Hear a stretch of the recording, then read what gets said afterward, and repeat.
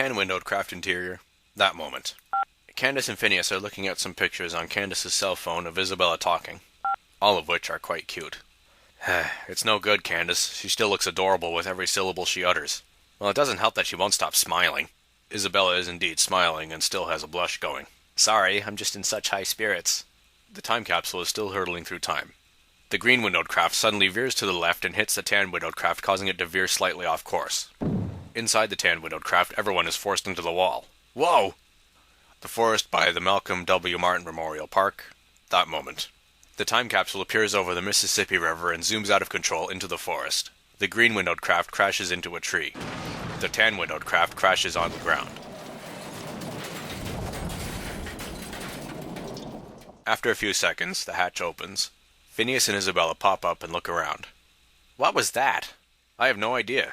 I mean, first we traveled around the world so fast we ended up 10 years into the future. Then we turned around and went around the world at the exact same speed and came back to our time. The route was supposed to be clear when we entered the location and time. Candace pops up and holds her phone to face Isabella. Maybe it went wrong when we abandoned our first plan and came back to the present. Candace takes a few pictures of Isabella while she talks, then looks at him. They're all, in their own way, cute. Doofenshmirtz's Evil Annex. That moment. The news is on TV. Perry is rubbing his arm. Meap is holding a crumpled up ball of duct tape. I gotta say, I've been an intergalactic security agent for years, and this is the first time I've ever had to whack someone's arm. Okay, back to the news, so I wouldn't shave for a while if I were you.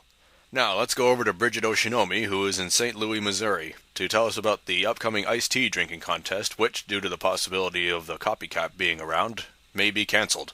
The shot changes to just over the gateway arch. Then we see Bridget Oshinomi's hand close up, waving in front of the camera. Zoom out, you stoop! The camera zooms out. We see Bridget is somewhere around the Kiner Plaza.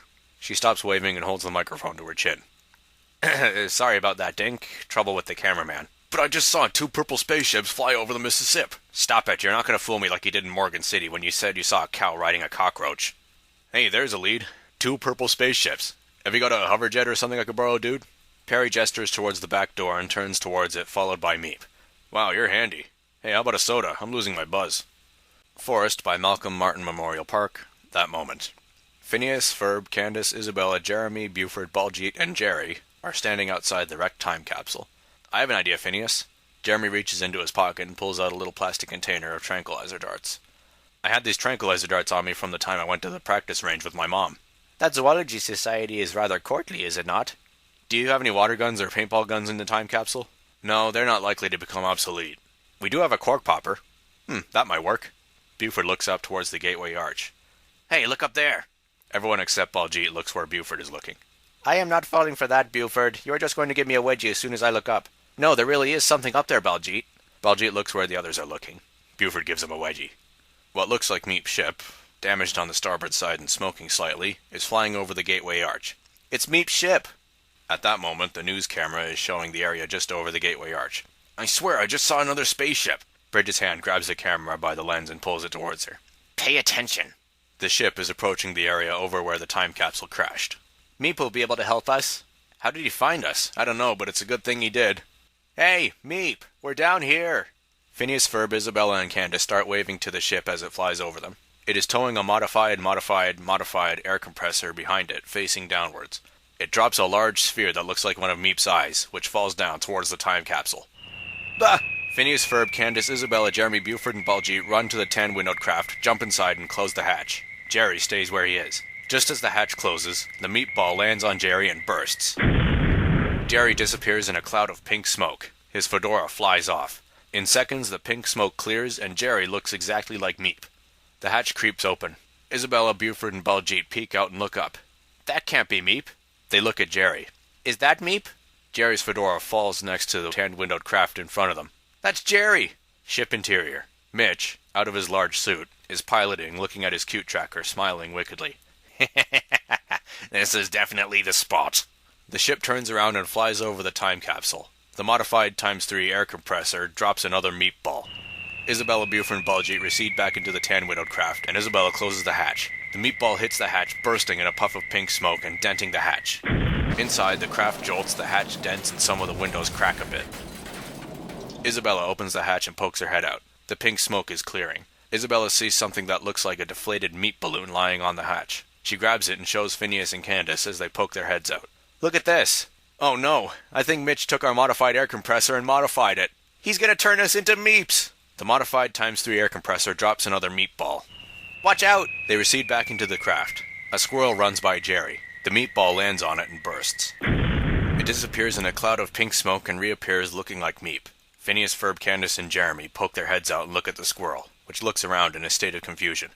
I've got to get to that cork popper! Jeremy jumps out of the tan-windowed craft. Jeremy, wait! A meatball falls on Jeremy as he runs toward the green-windowed craft.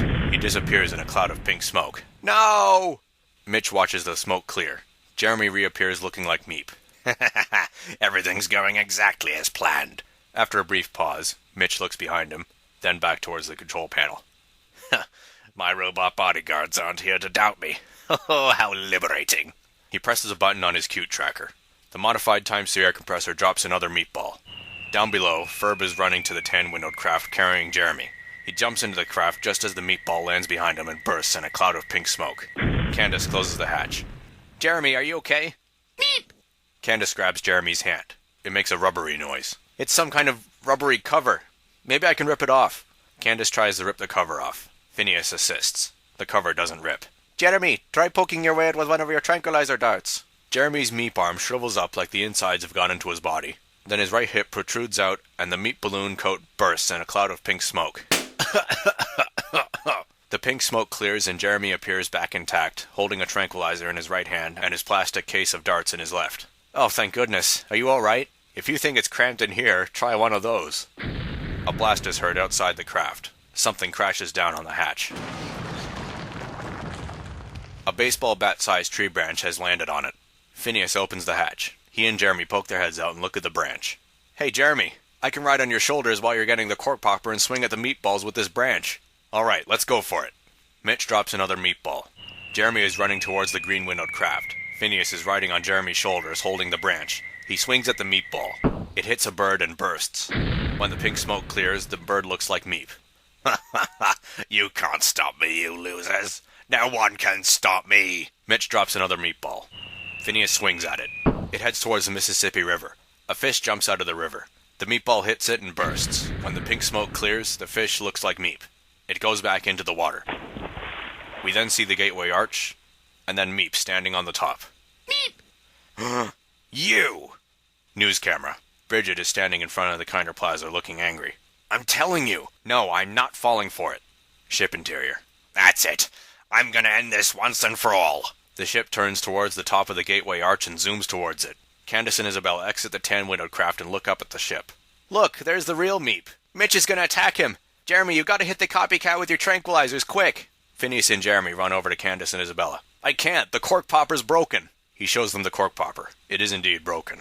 They look towards the gateway arch. Ferb, Buford, and Baljeet exit the tan-windowed craft and look at the same spot. What is he doing? He's just standing there. Meap, get out of the way! The ship is almost at Meap, who continues to just stand there. Meap! Just when it looks like the ship is about to hit Meap, the time capsule appears over the Mississippi River, flying backwards. In just 1 second, the tan-windowed craft hits the green-windowed craft, which rams into the side of the ship. It lurches over to the left and starts falling. The time capsule disappears. Hey, that's what hit us. The copycat getting hit by us as we came back in time. Yep, that's confusing. The ship starts turning red as it falls. Mitch ejects himself just before the ship changes shape. The copycat is now in its true form, which looks like a sort of blue and yellow domestic short-hair cat. It is unconscious and still towing the modified ×3 air compressor behind it. Ah! Mitch is about to hit the ground below the gateway arch. Perry leaps over and jump kicks him into the floor tile he got from Doofenshmirtz's evil annex. The water cooler is next to it for some reason. The twiddly translator mustache comes off Mitch's face as Perry kicks him. He lands on the floor tile and is snared by the gyroscope trap. The copycat hits the water cooler, knocking the jug off and spilling the water. The modified ×3 air compressor smashes to the ground. Meap. Meap slides down the side of the gateway arch and runs over to Perry, who hands him the twiddly translator mustache. He puts it on. Thank you for helping me, my semi-aquatic friend. Is there anything I can do to repay you? Mississippi River. Phineas, Ferb, Isabella, Candace, Jeremy, Buford, and Baljeet are paddling across using the tan-windowed craft as a boat. Phineas is using his branch as an oar. Now I can show the real copycat to my mom so she won't start the copycat neutralization union and wreck the future. Hey, have I asked where Perry is yet? Below the gateway arch, Perry walks away with pictures of him. Meap is waving to him. Farewell, Perry the Platypus. Your secret identity is safe with me. Perry is now out of sight. Phineas, Ferb, Candace, Isabella, Jeremy, Buford, and Baljeet run over to Meap. Meap! My friends, I'm so glad you're safe. We're glad you're safe too. The copycat stirs, then stands up angrily. Oh no, it is awake! The copycat glows red, turns into a ferocious bear, and roars. Jeremy quickly takes a tranquilizer dart out of the case, grabs Candace's party hat, and sticks the dart in the top of the hat. Business end out. The bear lunges towards them. Jeremy stretches the strap like a slingshot and lets go of the hat. Cut to black. Outside the Purple Paramecium Zoology Society in Danville, later. Zoom into the front doors of the stained glass patterns and pictures of 7 Purple Paramecium on both doors. Jeremy's mom's voice can be heard from inside. They can perfectly simulate anything they see. They have an average lifespan of 20 years. Inside the building, Jeremy's mom is hosting a meeting with other members who are all dressed fancy. The farmer is among them. And no matter how many injuries they sustain when they disguise themselves, scientists believe they can return to their normal state with only a slight headache. Something must be done to stop this copycat from bringing down modern society. Therefore, I would like to propose the formation of the Copycat Neutralization Union. We must get every animal control officer we can spare to hunt this creature down. We'll draft people into animal control if we have to. Any objections? There's a knock on the doors. Everyone looks at the doors. Jeremy enters. As a matter of fact, I object to this union.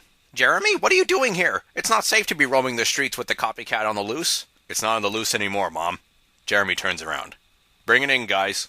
Buford and Baljeet walk in, wheeling a cage containing the copycat in its true form, unconscious, and with Candace's party hat sticking out of it. Jerry is riding on top of the cage, looking like his normal self, and wearing his fedora. Oh! Behold, the legendary copycat in its natural form. The zoologists gather around the cage and observe the copycat. Well done, Jeremy. I'm very impressed. You have a bright future in this business. Jeremy's mom pats Jeremy's back. Perhaps I could keep the copycat at my Museum of Biological Oddities? Sure. I didn't even know you still had that. And, who's this little guy? Jeremy's mom picks up Jerry. That's Jerry, an out-of-work animal actor. Well, he's a handsome little guy. I think we found our new mascot. Any objections? No. Gotta be better than Purple Parameciums. Flynn Fletcher's backyard. That moment. Phineas, Ferb, Candace, and Isabella are there. How'd you get Jerry out of that cover? He had one sharp tooth out of about 16. That squirrel's teeth were pretty sharp, too. What about that bird? His beak popped it. And that fish? Turns out it had a hook in its mouth. A jet engine is heard. The time capsule, now repaired, morphed together and tricked out, lands in the backyard. The hatch opens and Meap comes out. It was a pleasure to be of service to your planet, my friends. And thank you for the new ship. Couldn't think of a better way to show our gratitude. Neither can I. It's perfect. I have to go now. I must appear in court for Mitch's sentence. Think he'll get grounded? Well, you know, Candace, I've learned something today. Perhaps not everything my race does should be cute-based. We may have to adopt the prison system. Well, adoption is sort of a cute idea. Yeah, I guess you're right. Goodbye, children. And Candace? Phineas, Ferb, Isabella, and Candace wave. Bye, Meap. Meap waves back as the hatch closes. The ship leaves Earth and heads into space. Balloony is floating slowly away, facing the Earth. Doofenshmirtz's voice can be heard echoing. Balloony? Balloony, where are you? Doofenshmirtz the evil annex. That moment. Doofenshmirtz is looking frantically around the building. I asked him to guard my television sets and toothbrushes. Where could he have... He sees one of Mitch's robot bodyguards' rusted remains on the floor. That's one of that jerk Mitch's robot bodyguards. He must have kidnapped Balloony. He kneels helplessly, screaming at the ceiling. No! Man, this is turning into a soap opera.